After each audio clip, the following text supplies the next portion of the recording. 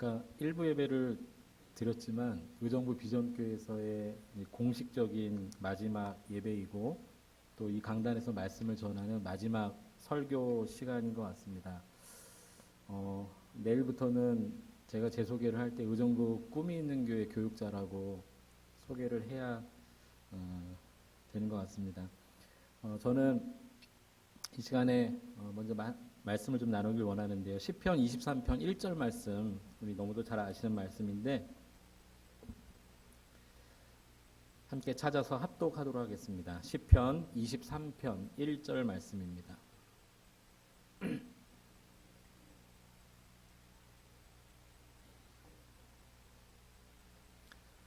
함께 다 같이 봉독하겠습니다. 여호와는 나의 목자시니 내게 부족함이 없으리로다. 아멘.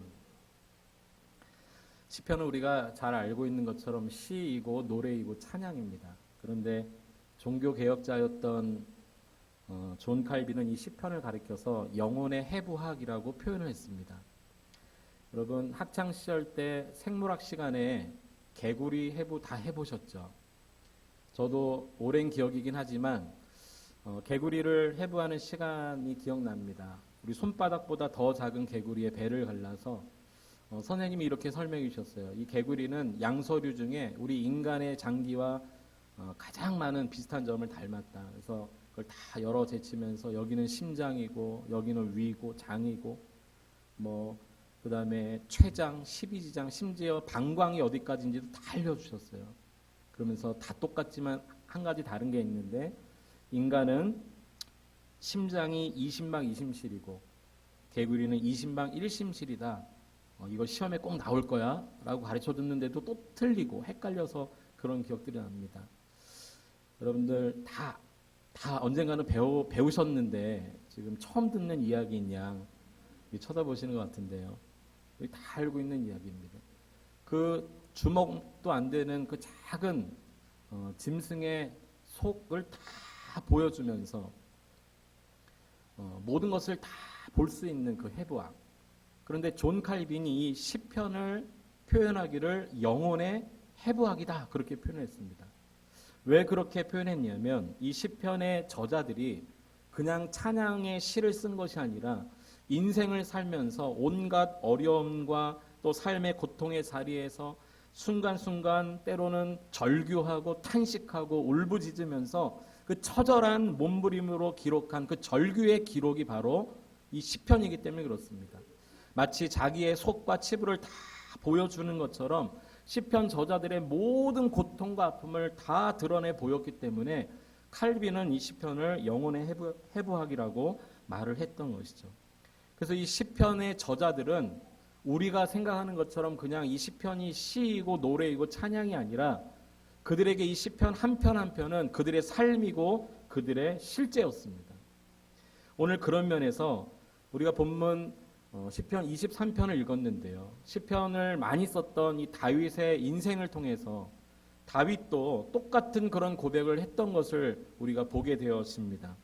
먼저 시편 142편 1절 2절 말씀을 화면을 통해서 함께 우리 읽어보겠습니다. 시작. 내가 소리내어 여호와께 부르짖으며 소리내어 여호와께 간구하는도다. 내가 내 원통함을 그 앞에 토로하며 내 후환을 그 앞에 진술하는도다. 아멘. 다윗이 뭐라고 고백했냐면 나의 원통함이 있다는 것입니다. 나의 우환이 있다는 것입니다. 그것을 다 부르짖고 간구한다고 지금 고백을 하고 있습니다. 그런 면에서 오늘 본문 시편 23편도 우리가 그런 면에서 깊은 묵상이 필요할 것 같습니다. 여러분 각자의 삶에도 얼마나 힘든 일이 있으셨나요? 올 한 해만 되돌아봐도 정말 눈물겨운 일도 있었고 정말 말로 다 할 수 없는 그런 안타까운 시간들도 있었을 것입니다. 때로는 그 시간을 기도로 눈물로 써내려갈 수밖에 없는 결코 가볍지 않은 이야기들이 이 2019년도에 가득하지 않습니까? 하지만 오늘 이 다윗의 인생을 통해서 우리도 동일한 고백을 하길 원하는데요.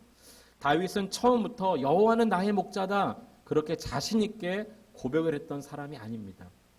다윗의 인생을 잠깐 소개해 드리겠습니다. 다윗은 태어날 때 매우 가난하게 태어났습니다. 그가 어느 정도로 가난했는가 시편 109편의 그의 고백을 통해 알 수 있는데요. 109편 22절에서 25절 우리 함께 읽어봅니다. 시작. 나는 가난하고 궁핍하여 나의 중심이 상합니이다. 나는 석양 그림자같이 지나가고 또 메뚜기같이 불려가오며 금식함으로 내 무릎이 흔들리고 내 육체는 수척하오며 나는 또 그들의 비방거리라. 그들이 나를 보면 머리를 흔드나이다. 다윗의 시인데요. 나는 가난하고 궁핍하다라고 고백합니다. 얼마나 가난했냐면 우리식으로 말하면 가슴이 찢어질 정도입니다. 중심이 상했다라고 고백하고 있습니다. 그 가난한 정도를 또 다른 표현으로 석양의 그림자 또는 불려가는 메뚜기로 표현합니다. 그러니까 우리가 어떤 석양을 바라보다가 잠깐 한눈 팔면 석양의 해가 금방 져가지고 그림자가 사라지는 것처럼, 또 강풍이 불면 메뚜기가 휙 하고 사라지는 것처럼 자신의 그 가난하고 궁핍한 처지를 그렇게 설명하고 있습니다. 또 금식했다고 했는데 이 금식은 진짜 금식이 아니라 밥 못 먹고 굶은 걸 이야기하는 겁니다. 얼마나 금식을 밥 먹듯이 했냐면 무릎이 흔들렸다고 말하고 있습니다. 여러분, 식사를 제대로 못하셔서 다리가 흔들흔들 하신 적 계셨나요? 다윗은 그런 고백을 하고 있어요. 그리고 굉장히 메말랐던 사람인 것 같습니다. 자기가 육체가 수척했다라고 이야기합니다. 이것 때문에 많은 사람들이 조롱하고 비방했습니다. 그의 가난 때문에 그의 삶이 피폐해지고 육체적으로 또 관계적인 면에서 많은 어려움을 당했다는 것입니다. 그뿐이 아닙니다. 그는 태어날 때 모친이 죄 중에 그를 낳았습니다. 시편 51편 5절을 보면 이렇게 말씀하고 있습니다. 함께 읽어보겠습니다.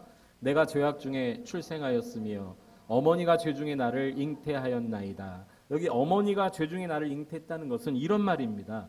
다윗에게는요, 많은 형제들이 있었는데 그 형제들과 좀 다른 게 하나 있었습니다. 그것이 무엇이냐면 어머니가 달랐습니다. 그러니까 아버지가 자기 친분이 있는데 그만 부정을 저지른 것입니다. 그러니까 다윗은 아버지의 부정을 통해서 태어난 사람입니다. 어머니가 죄 중에 자기를 낳았다는 표현이 그런 말입니다.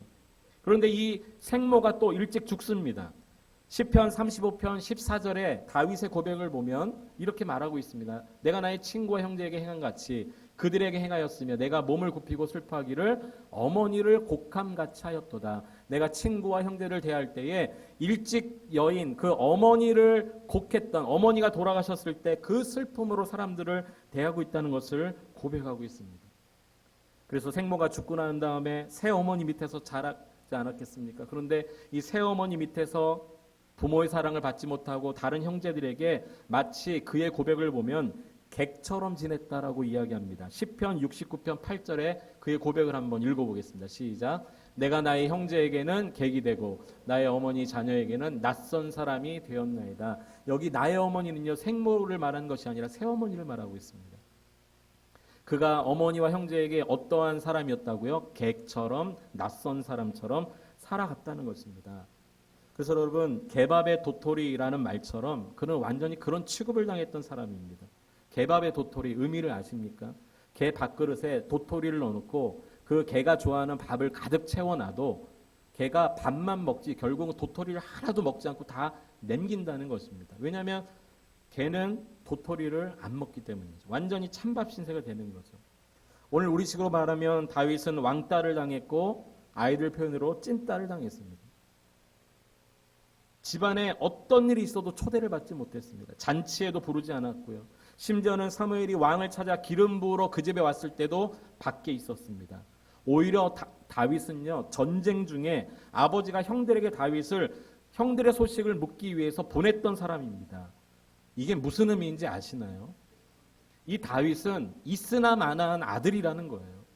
전쟁 중에 가서 형들의 소식을 가지고 오면 그거로 족하고 혹시라도 전쟁통에 갔다가 죽어 돌아와도 상관없는 아들이라는 거예요. 그래서 다윗을 보낸 것입니다. 그뿐이 아닙니다. 이렇게 아버지의 부정으로 태어났던 사람, 친모가 일찍 죽고 부모의 사랑을 받지 못하고 객처럼 낯선 사람처럼 지냈던 사람, 금식을 밥 먹듯이 해서 수척함으로 너무도 가난하게 살았던 사람, 주변에 그럴 만한 인맥은 아무도 없었고요. 오히려 그가 들에서 양들을 치는데요, 이 맹수의 위험 속에서도 들에 나가서 남의 양들을 칩니다. 여러분, 맹수의 그 사자와 곰이 들끓고 있는 그 광야에 나가서 양을 친다는 것은 이 양의 주인도 이 다윗이라는 소년을 어떻게 생각했냐면 가서 나의 양을 지켜주면 뭐 만족하고 혹시라도 사자나 곰에 찢겨 죽어도 뭐 괜찮은 사람이라는 것이죠. 그러니까 전쟁터에서나 들에서 맹수에게 찢겨 죽어도 별로 상관없는 사람 다윗입니다. 심지어는 사랑하는 여인과 결혼을 했습니다. 그런데 날마다 자기의 장인인 사울 왕이 틈만 나면 이 사위를 죽이려고 하는 거예요. 여기 계신 우리 결혼하신 남자분들 모처럼 만에 처가댁을 갔는데 장인어른이 갑자기 여러분들을 보시면서 너 잘 만났다. 오늘 내 손에 한번 죽어봐라. 여러분 이렇게 장인이 칼을 갈고 있다면 여러분 어떤 마음이시겠습니까? 다윗은 그런 사람이었습니다. 그뿐이 아닙니다. 나중에 자식들을 많이 낳았는데요. 그 자식들은 서로 물고 싸우며 죽이는 그런 관계였고요. 심지어 어떤 아들은 이 아버지 다윗을 반역해서 죽이려고 했던 다윗이었습니다. 그러니까 다윗의 인생을 가만히 보면요. 출생부터 자라고 또 형제 관계, 뭐 결혼, 장인, 아들 이 모든 환경이 전부 고난인 거예요. 저는 개인적으로 다윗을 참 좋아하지만 이런 부분을 읽을 때마다 다윗처럼 살고 싶지 않더라고요. 우리 가정도 또 저 개인적인 것도 다윗의 모습을 보면 어느 하나도 정말 닮고 싶은 부분이 없는 거예요. 그런데 여러분 다윗이 뭐라고 고백하는지 아십니까? 시편 27편 10절 우리 함께 다윗의 고백을 우리의 고백으로 같이 한번 읽어보겠습니다. 시작. 내 부모는 나를 버렸으나 여호와는 나를 영접하시리니. 아멘. 이 부모라는 말에 다윗의 그 모든 고난이 다 들어갑니다. 내 부모는 나를 버렸으나 생모도 죽고 새 부모 밑에서 객처럼 살고 아버지도 자신을 그렇게 사랑하지 않고 형제들은 말할 것도 없고 장인의 그 죽음의 위협과 아들들의 그 반역을 통해 그 날마다 죽음에 쫓기는 인생. 그런데 뭐라고요? 여호와는 나를 영접하셨다는. 모든 인간은 나를 버렸지만 하나님은 그렇지 않으셨다라고 고백하면서 그 유명한 고백인 오늘 본문 여호와는 나의 목자시니 내게 부족함이 없으리로다 라고 고백을 하는 것입니다. 그가 죽어도 괜찮은 사람처럼 살았지만 그렇게 전쟁터에도 나가고 그렇게 들에 나가서 양을 치는 그런 사람이었지만 그 맹수들의 위험 앞에 양을 지키면서 그가 깨닫게 된 것입니다. 부모는 나를 버렸지만 하나님은 나를 버리지 않으셨다. 오늘 우리가 읽은 이 개역 성경에는 여호와는 나의 목자시니 내게 부족함이 없으리로다 이렇게 되어 있는데요. 몇 년 전에 우리가 읽었던 개역 한글 성경에는 내게라는 말이 내가라는 말로 기록되어진 적이 있습니다. 그러니까 여호와는 나의 목자시니 내가 부족함이 없으리로다 이렇게 읽었죠. 그 본문을 읽을 때마다 다윗이 부족함이 없구나, 다윗이 부족함이 없구나라고 해석하고 설교했는데 원문의 성경을 많은 학자들이 연구하다 보니까 다윗의 삶이 제가 방금 설명드린 것처럼 모든 삶이 다 연약하고 부족한 인생인 거예요. 그래서 이게 다윗이 부족한 게 아니라 다윗과 함께 하신 하나님이 부족함이 없으신 분이구나 라는 것을 깨닫고 이 개정 성경에 내가라는 말을 내게라는 말로 바꿨습니다. 다윗은 부족하지만 그렇게 불쌍한 인생이었고 그렇게 안타까운 인생은 없지만 그러나 다윗을 붙들어 주신 하나님은 부족함이 없다라는 고백을 다윗이 했던 것이죠. 그래서 그 하나님이 나에게는 부족함이 없으신 분입니다 라는 고백인 것입니다. 그래서 오늘 저는 이 마지막 설교를 통해서 여러분에게 권면해 드리고 싶습니다. 오늘 말씀의 제목과 같이 아무리 힘들고 어려운 그런 인생의 순간에도 하나님을 만나십시오. 하나님을 만나면 나는 부족하지만 그 하나님이 전혀 부족함이 없으신 분이기 때문에 우리의 삶에 큰 역사가 일어나게 될 줄 믿습니다. 여러분의 환경을 탓하지 마십시오. 우리는 연약한 존재입니다. 우리는 부족함이 많은 인간입니다. 그러나 하나님은 완전하신 분입니다. 오늘도 그 완전함으로 우리를 인도하고 계십니다. 하나님의 완전하심을 여러분 인정하고 고백하면서 그 하나님을 신뢰하고 믿고 따라갈 때 기적이 일어납니다. 역사가 일어납니다. 여러분 하나님을 만나십시오. 인생의 고통의 순간에 결코 부족함이 없으신 하나님을 만나게 된다면 나의 부족함과 연약함이 완전하신 하나님의 은혜로 덮어지게 될 줄 믿습니다. 여러분 모두가 하나님을 만나 행복한 신앙생활을 할 수 있게 되기를 예수님의 이름으로 축원해 드립니다. 끝으로 여러분에게 이제 저의 또 11년의 사역을 정리하면서 감사 인사를 좀 드리려고 합니다. 제가 횡설수설할까봐 어제 밤에 감사 얘기를 좀 적었습니다. 이 글을 읽음으로 저의 마음을 대신하겠습니다. 어디서부터 어떤 말로 시작해야 할지 잘 모르겠습니다. 아마도 이 시간 분립교회 모든 헌신자들의 마음이 저와 같을 것입니다. 2008년 12월 첫 주에 아내와 5살, 4살짜리 두 딸들과 함께 의정부 비전교회 부임해서 11년이 지난 지금 참으로 많은 일들이 생각납니다. 부임하던 첫날 먼저 다가오셔서 손 내미시면서 잘 왔다고 악수를 청해 주셨던 분들, 오자마자 청년들을 데리고 아무것도 모른 채 태국 단기 선교를 가야 했던 일들, 두 분의 공동 담임 교육자를 함께 모셨던 일들, 중고등부 학생들과 여름 겨울로 수련회에 가서 함께 웃고 함께 울면서 은혜 받았던 시간들, 사춘기 청소년들을 품고 기도하면서 진정한 교사의 모습을 보여주셨던 중고등부 선생님들의 헌신들, 이젠 그때 그 기도를 받고 그 사랑을 받았던 학생들이 청년이 되고 결혼도 했으니 참 많은 시간이 흘렀네요. 어느 해에는 청년부를 맡아 울진으로 수련회를 떠나던 날 아침, 이젠 우리 교회 청년들도 버스 빌려 수련회 갈 정도로 인원이 많아졌다면서 너무 좋아하셨던 목사님과 부장집사님의 미소는 아직까지도 생생합니다. 4번이나 단기 선교로 밟았던 태국 땅, 때묻지 않은 초롱초롱한 눈빛의 아이들 앞에서 청년들, 학생들과 함께 태권도, 체어, 난타, 액츠 공연을 눈물로 했던 순간들, 네팔에 큰 지진이 났던 해에도 선교를 포기할 수 없어 팀원들과 함께 생명 걸고 네팔 땅을 밟았고, 그곳이 너무 더워서 온몸에 두드러기가 났던 일은 제 일평생 처음 경험한 사건이었습니다. 어느 해 여름에는 너무 많이 내린 비로 인해 지하 전기실에 물이 반쯤 찼을 때 감전사고 위험을 무릅쓰고 새벽부터 동원된 남자 성도님들과 함께 열심히 물을 퍼냈던 일들, 11번의 교회 김장에 동참하면서 이제는 어디 가서도 충분히 배추김치를 담궈 먹을 수 있는 실력이 생긴 것도 감사하고,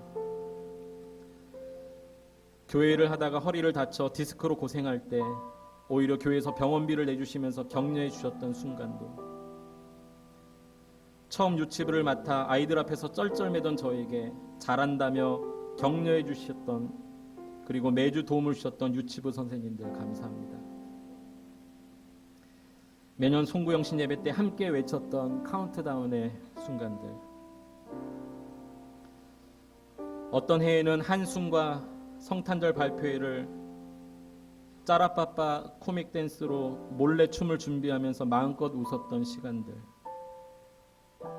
2층 창고에 불이 났을 때 품어져 나온 연기를 마다하지 않고 입은 양복을 버려가면서 불 속으로 뛰어들어가 혼신의 힘으로 불을 껐던 남자 성도님들의 그날 검게 걸렸던 얼굴은 아직도 기억이 납니다. 이 모든 것은 저에게 한없는 감동과 감사의 순간이었습니다. 무엇보다도 많이 부족하고 잘못도 실수도 많았던 저를 끝까지 믿어주시고 인내하시면서 사랑으로 잘 지도해 주신 담임 목사님과 사모님 정말 감사드립니다. 그리고 함께 한 사무실에서 동역하면서 뭐 하나 잘하는 것 없던 저를 그래도 선배라고 선임이라고 인정해주고 따라줬던 많은 부교역자들 정말 수고 많으셨습니다. 혹시 그동안 저의 말이나 행동으로 인해 상처가 되었던 일이 있었다면 이 자리를 빌어 모든 분들에게 진심으로 사과의 마음을 전합니다. 그리고 아들 같은 저를 그래도 목사라고 섬겨주시면서 아버지 같은 마음으로 무한한 응원을 보내주셨던 장로님들 감사합니다.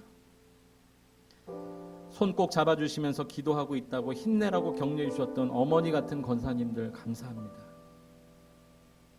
그리고 저를 위해 기도해 주시고 많은 사랑 베풀어 주신 모든 성도님들, 특별히 부족한 교구 목사를 만났음에도 불구하고 너무나도 순종적으로 잘 따라와 주셨던 1교구 순장님들, 그리고 1교구 모든 교구 식구들 감사합니다. 매주 은혜로운 찬양을 함께 드릴 수 있었던 셀파, 준호필이, 샤론 찬양팀, 여러분의 찬양과 반주는 늘 최고였습니다. 여러분과 함께함이 저에게는 큰 행복이었습니다. 여러 성도님들과 함께 신앙생활하면서 성도님들이 원하는 목회자상이 어떤 것인지를 잘 배웠습니다. 어려운 상황에도 끝까지 포기하지 않고 맡은 사역을 감당하시는 성도님들의 모습을 보면서 진정한 인내와 사랑을 배웠습니다. 많은 순들이 서로 돕고 협력하는 모습에서 하나됨이란 이런 것이겠다는 확신을 가졌습니다. 자신보다 더 힘든 처지에 있는 이들을 향한 섬김을 통해서는 배려가 무엇인지를 배웠습니다. 때로는 교회 안에서 있었던 아픔의 순간에도 서로 격려하면서 참아주면서 이끌어주면서 견디고 견딘 시간들을 통해서는 성숙이라는 것을 깨닫게 되었습니다. 이제 저는 내일부터 의정부 꿈이 있는 교회 목회자로서의 첫 발을 내딛습니다. 기쁜 일이든 슬픈 일이든 여러분과 함께 했던 시간들이 너무 소중해서 헤어진다는 것이 너무도 싫지만 또 다른 하나님의 뜻에 순종하고자 이제 떠나려 합니다. 여러분들에게 배웠던 인내와 사랑과 헌신과 섬김, 그리고 용서와 배려와 성숙의 모습을 큰 자산으로 여기면서 의정부 꿈이 있는 교회가 하나님이 기뻐하시는 교회가 되도록 잘 목양해 나가겠습니다. 함께 헌신해 주신 헌신자분들을 위해서도 많은 격려와 기도를 부탁드립니다. 부디 건강하시고 아프지 마시고 서로 자주 만날 수는 없겠지만 그래도 같은 의정부 하늘 아래 어딘가에 서로가 있음을 기억하면서 잊지 않고 기도하는 관계가 되길 원합니다. 다가오는 2020년 새해에도 변함없이 하나님의 은혜가 여러분 모두의 가정과 일터에 임하기를 소망합니다. 그동안 정말 감사했습니다. 여러분 모두를 사랑하고 축복합니다. 끝으로 제가 여러분들에게 해드릴 것이 아무것도 없고 그저 받은 은혜가 너무 감사해서 저의 인생의 좌우명과 같은 찬양으로 하나님께 영광이 되고 제가 이렇게 살겠다라고 여러분에게 좀 고백하고 또 하나님이 저를 이렇게 사랑해 주셨음을 좀 고백드렸으면 좋겠습니다.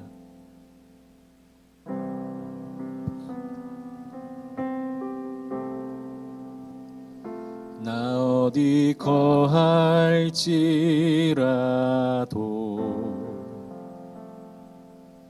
주 날개 나를 지키네. 그 그늘 아래서 나 주님을 노래하네.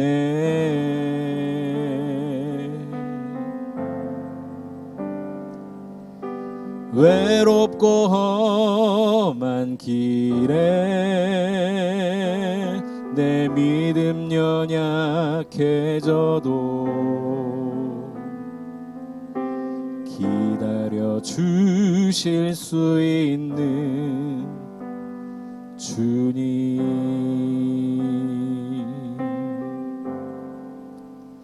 나 어디 거할지라도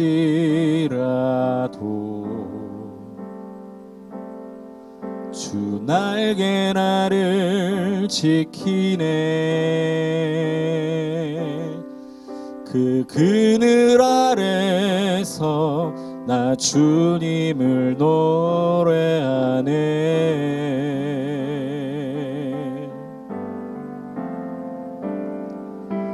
외롭고 험한 길에 내 믿음 연약해져도 기다려 주실 수 있는 주님, 늘 나의 곁에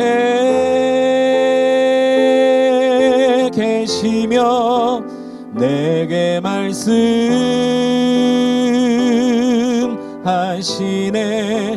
내가 너를 사랑한다. 넌 두려워 말라. 나 사랑하리. 당신을 신뢰하리. 그 마음 내가 살아 숨쉬는 동안 주님 늘 나의 곁에 계시며 내게 말씀하시네.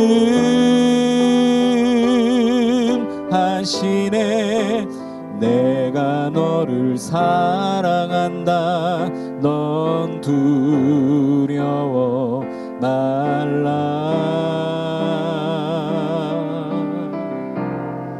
나 사랑하리. 당신을 신뢰하리. 그 마음 내가 살아 숨쉬는 동안 주님 내가 살아 숨쉬는 동안 주님